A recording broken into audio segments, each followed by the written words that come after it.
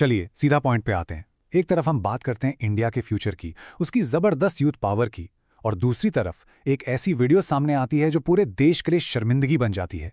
आज हम इसी गलगोटिया यूनिवर्सिटी इंसिडेंट को डिकोड करने वाले हैं, ये समझने के लिए कि ये सिर्फ एक फनी मीम नहीं, बल्कि एक बहुत बड़ी गहरी प्रॉब्लम का सिम्टम है। पता है आपको, इंडिया में दुनिया की सबसे बड़ी यूथ पॉपुलेशन है।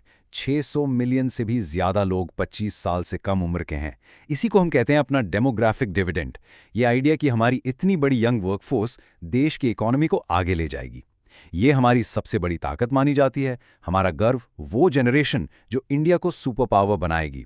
लेकिन क्या सच में ऐसा हो रहा है? और उस गर्व पे, उस प्राइड पे ये कोट एक तमाचे जैसा है। ये सीधा उसी वायरल वीडियो से है जहां देश के सुपोजिडली पढ़े लिखे फ्यूचर लीडर से पूछा गया कि वो प्रोटेस्ट क्यों कर रहे हैं, और उनके जवाब एकदम confused. Inheritance tax, urban natural जैसे बज़वर्ड्स का एक जंबल।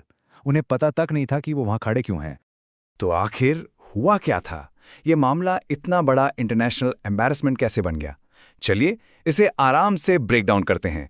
तो देखिए, ग्राउंड रियलिटी ये थी।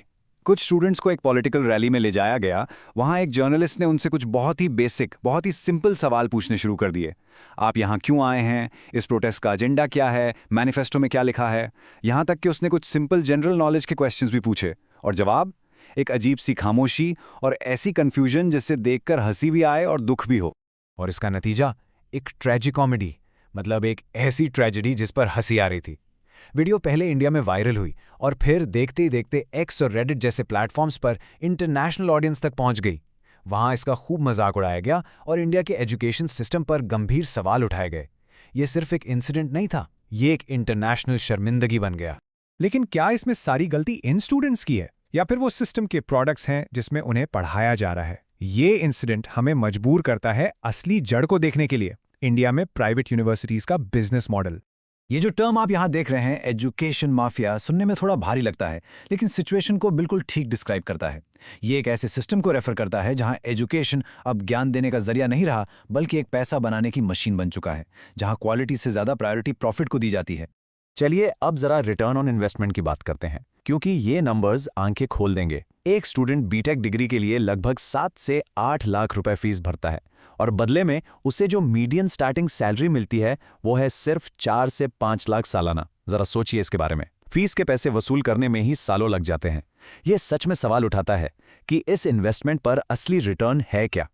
तो ये यूनिवर्सिटीज इतना कंट्रोल रखती कैसे हैं? ये पूरा सिस्टम प्रेशर पर बना है। सख्त 75% अटेंडेंस का रूल, क्लास मिस करने पर भारी फाइन, और क्वालिटी टीचिंग से ज्यादा ध्यान पीआर इवेंट्स में कंपलसरी पार्टिसिपेशन पर। और इस सिस्टम का सबसे बड़ा एक्सप्लॉयटेशन उस प्रोटेस्ट में साफ साफ दिखा, जहां स्टूडेंट्स को एसेंशियली एक पॉलिटिकल रैली के लिए किराए की भीड़ की तरह इस्तेमाल किया गया। लेकिन इसका असर सिर्फ इन स्टूडेंट्स या इस एक यूनिवर्सिटी तक सीमित नहीं है। इसका एक रिपल इफेक्ट होता है जो ग्लोबल स्टेज पर इंडिया की इमेज को खराब करता है। जैसा कि हमने पहले कहा, ऐसी वीडियोस ऑनलाइन आग की तरह फैलती हैं।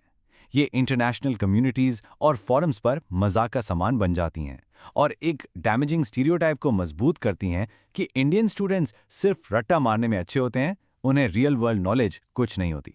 और ये कोई एक अकेली घटना नहीं है। जरा इस टाइमलाइन पर नजर डालिए।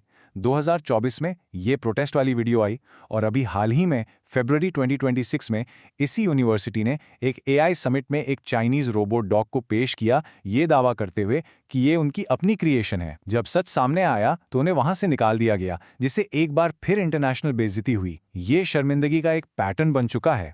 और इसका सबसे ज्यादा नुकसान अनजेन्युइन मेहनती स्टूडेंट्स को होता है, जो दिल से पढ़ाई करते हैं। जब वो जॉब इंटरव्यूज या हायर एजुकेशन के लिए विदेश जाते हैं, तो ऐसे इंसिडेंट्स उनकी डिग्री पर एक काला धब्बा लगा देते हैं, उनकी क्रेडिबिलिटी पर सवाल उठाते हैं। एक मछली पूरे तालाब को गंदा कर देती है, वही हाल यहां हो रहा है। तो इन सब से हमें क्या सीखना चाहिए? असली कीमत क्या है जो हम चुका रहे हैं? चलिए 1 मिनट रुककर इस पर सीरियसली सोचते हैं।